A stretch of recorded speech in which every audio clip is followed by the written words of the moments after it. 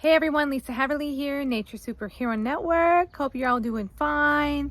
I am here to talk about behaviors. And for those of you who don't know what I do, I have a nature-based business here in Wisconsin where I provide therapeutic nature camps and private OT. And so doing both groups and individual work. But I have questions about what do you do about behaviors.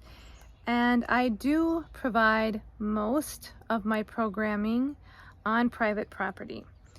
I do on occasion, like today for a group, enter into a nearby county park. And so I think in any of those spaces, whether when you're with a group or you're just outdoors in general, and you have big emotions that come up, what do you do, right? I get that question a lot as people are worried how to navigate that. And so it's a very, legitimate concern about what you do. And so I'm going to offer you some things to think about as you prepare for some of those big emotions. And I'll start with just an example of last summer.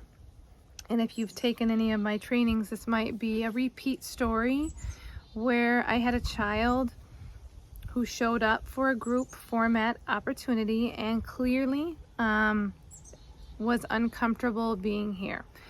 Had some body language that was pretty clear about his unhappiness, throwing his lunchbox, stomping around, some words that were not overly kind, okay?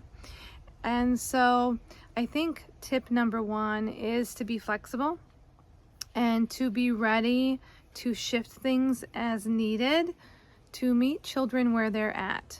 And so my approach is much less behavioral and more about noticing what is happening in the moment and thinking about children this way. Are they feeling safe or are they in protect mode? And when you have that perspective, then you start thinking about how can I help this child feel safe? And so with this child that showed up, I tried to do our opening. I shortened it because I could see that was not going to work for him. And I truly wanted this to be successful. And so we went down to our more group area where I was looking for some helpers to move some tires. And so this is my OT brain thinking maybe some heavy work would support him, right? And a task, a direct task that had a beginning and an end. Roll the tires up the hill, stack them up. That would be great if you could help me do that. And thankfully he came right over and that was his task. And within probably 10 minutes, you could see he was down regulating and starting to really interact with me. And pretty soon we're doing Pop Goes the Weasel, and he's pretending that he's in the tire, he's the weasel, and I am playing this game, and then he's popping out. And I was just amazed, right? Amazed that we were able to down regulate, and things weren't perfect, but he recognized that he could trust me, so I was kind of his go-to person. And so I think my point here is, when you see a behavior, trying to be curious about it and what's happening for the child. And then if you know their interests or their strengths, trying to tap into that, to redirect, to draw in is one strategy. I think another kind of logistical strategy that I have been doing more and more of is to provide a video of the nature space to families ahead of time that they can share with their child so their child knows where they're going and what it looks like. And so my video is a video tour of this space that I source and collaborate with so that the child knows exactly where they're going. So I have found that to be really helpful, especially for children who have not been here before. And so I think approach really matters. I think having a proactive strategy like providing a video ahead of time can be helpful. And then having a sense of routine throughout your time together, whether it be small group, individual, or our bigger group format, having some sense of beginning and end, and never not doing it. It can be really easy to be rushing at the end and not feel like you can get to the closing, but always do the closing because children need that sense of closure. I would say something else is that I've done with my older children is I have designated a space that if you're having a hard time, I mean, usually I will introduce the helpers, the guides, and say, if you're having a hard time, these are the people that are here to help you. I will also designate a safe space. Maybe it's a hammock, maybe it's underneath a tree, to give them spaces that they know that they can go to if they are having a hard time. And so hopefully these tips are helpful. So designate a space, proactively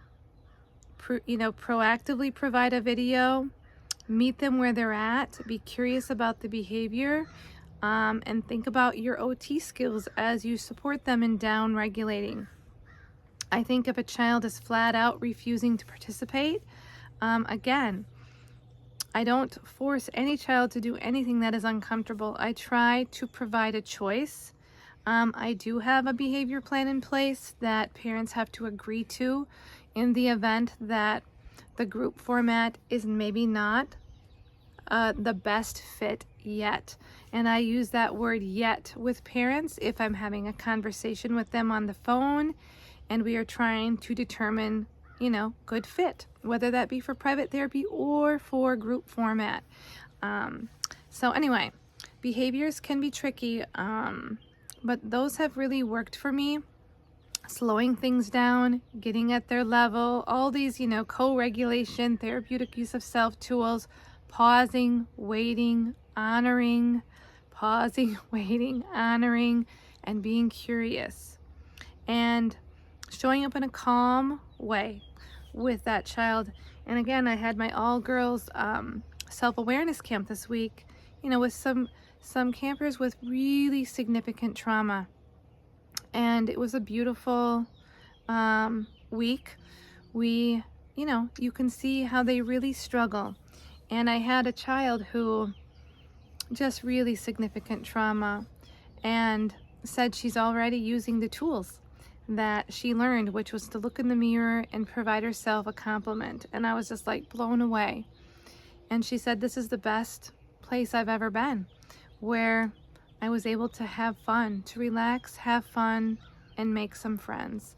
So don't underestimate the power of your work and this context of nature that shows up just in a beautiful way to be even more supportive. So anyway, this is getting long. I could go on, but again, I hope these tips are helpful with dealing with behaviors and bringing all your tools in as well. Checklists, visuals, all of those things can also be really helpful. But hopefully those additional pieces might give you something more to think about. All right, I hope to see everybody down the road. Thanks so much. Bye-bye.